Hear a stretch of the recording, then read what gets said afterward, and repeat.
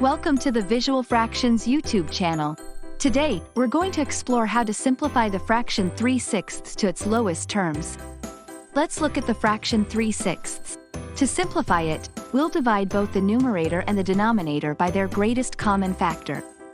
The greatest common factor, or GCF, is the largest number that can evenly divide both the numerator and the denominator of a fraction without leaving a remainder. For 3 and 6, that's 3.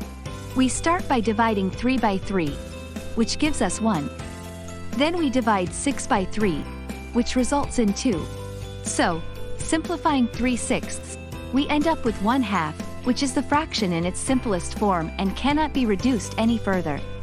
It's important to note that both the original fraction 3/6 and the simplified fraction 1/2 have the same decimal value, which is 0.5. This shows that although their appearance may change, their value remains consistent. So, there you have it.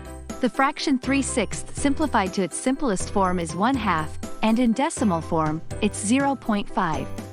If you found this tutorial helpful, go ahead and smash that like button and don't forget to subscribe to Visual Fractions. Thanks for watching.